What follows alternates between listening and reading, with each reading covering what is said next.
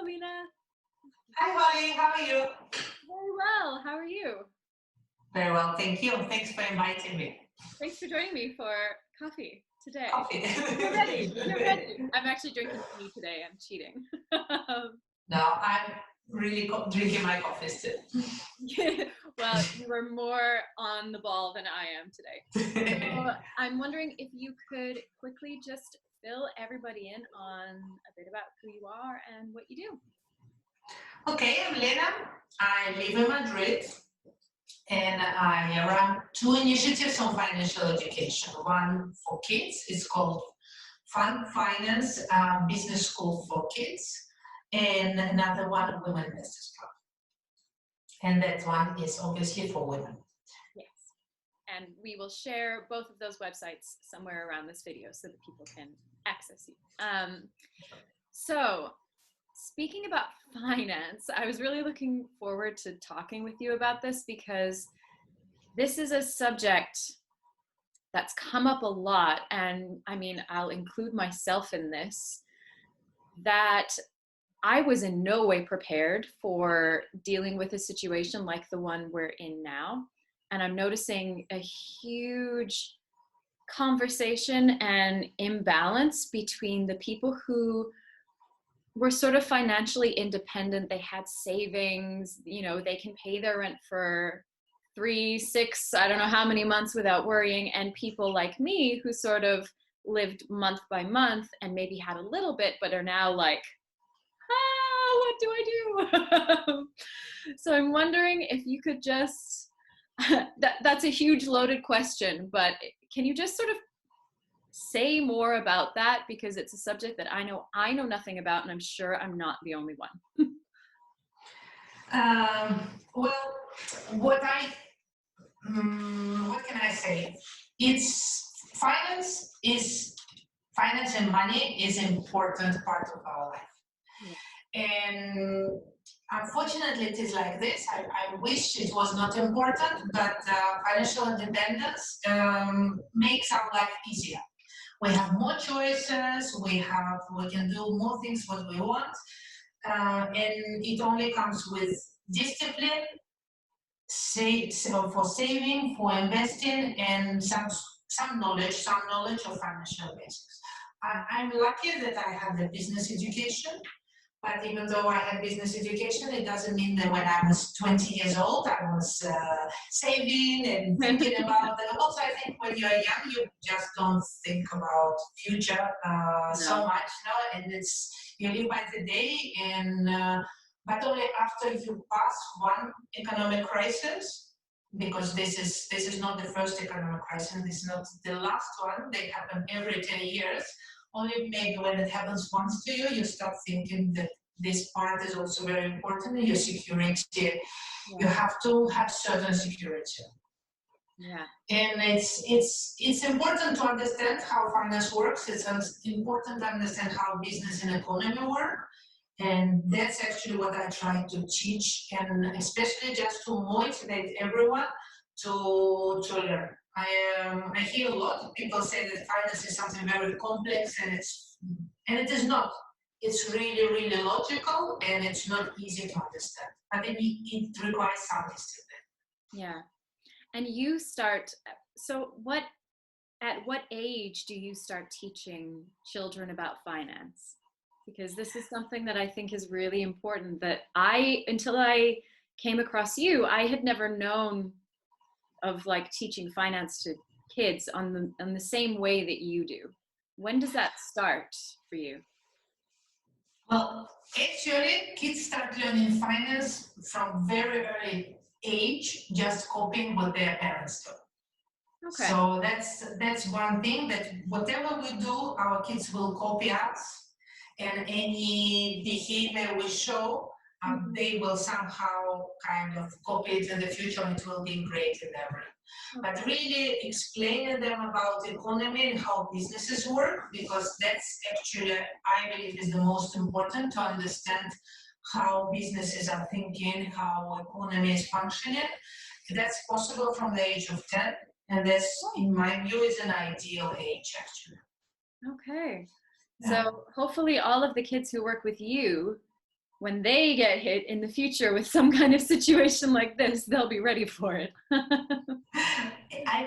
They will be at least understanding what is happening. Yeah. So for those of us who sort of are in this situation and a bit worried about finance and insecure about what's going to happen moving forward, is there anything that we can be using this time to do with a focus on our financial well-being? I think we all have to start with saving and looking through our finances and trying to save and have some emergency funds. Saving in terms of like my piggy bank probably doesn't count, right? It does. It starts with a piggy bank. It's as simple as that. And but the trick with saving is that you save before you spend. Okay. So it's a discipline of putting money into your piggy bank with every salary before you start spending anything. Okay. And apparently there is also a magic of that if you do it, there will always be enough money left. Okay. And then learning and trying to start investing. Yeah. Because the investing is something which we should do to provide for our future long term. Mm-hmm. It doesn't make sense to invest for 5 years. We're talking about 20, 30 years. Mm-hmm. But the math works in our favor. And if we say for 30 years, then the numbers are really impressive. And your piggy bank invested over long term really makes a difference. Yeah.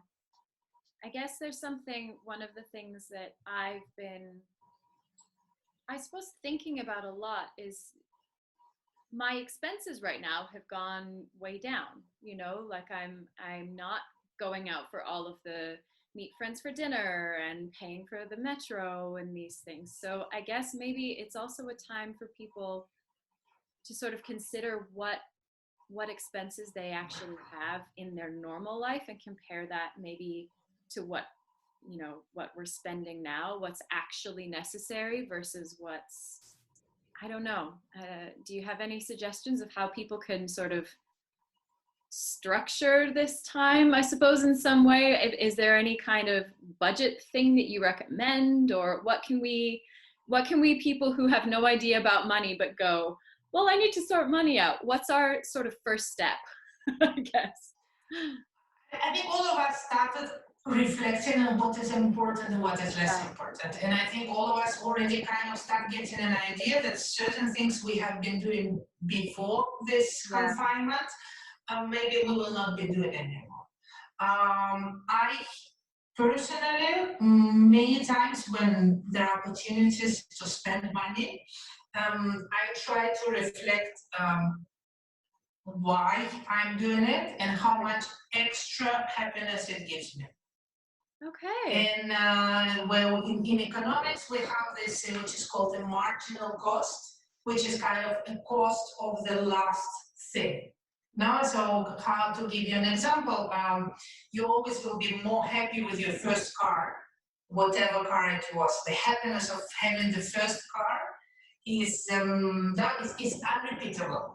So with every car you buy, it always becomes maybe more expensive car, maybe more luxury. Yeah. You will never replicate that happiness. Okay. So when you go out and you spend money, then you kind of can see that, well, maybe that, I don't know, maybe that last cocktail, the marginal happiness of that last cocktail, there is no happiness in it anymore. No, you already had a nice dinner, you chatted with your friends, and so there are these moments when if you stop and ask yourself, like, do I really need it, or will it make me happy? And if the answer is yes, it will make me happy, and then we do it.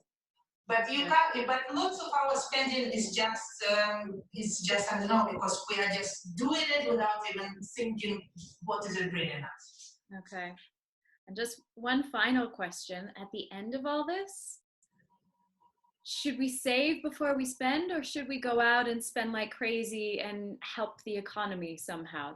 I feel like that's a message I'm getting a lot of, is at the end of this, go out and, support businesses and spend your money and put it back in the economy. So what's your take on that? What's your view?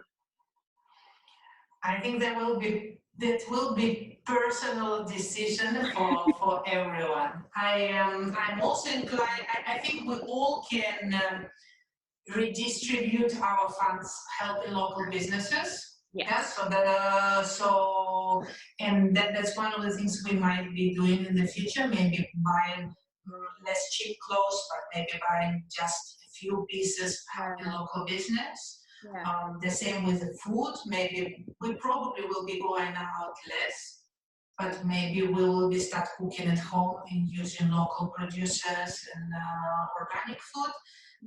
I think we all will start making maybe a little bit different choices. Yeah. I think, and I always say that money is just a tool, and it helps us to find our happiness wherever we sit, whatever is important for us. So, and I'm sure that everyone will make their own decisions. Yeah. Thank you so much for joining me for this little coffee. And like I said before at the beginning, if you want to find Lena and her websites or find out more about finance, her sites are linked here with this video. And please do check them out, because I, for one, know I need it. So I will be looking you up as well to try and figure out what I can do moving forward. So thank you so much. Thank you for inviting me, Holly. Bye. Bye.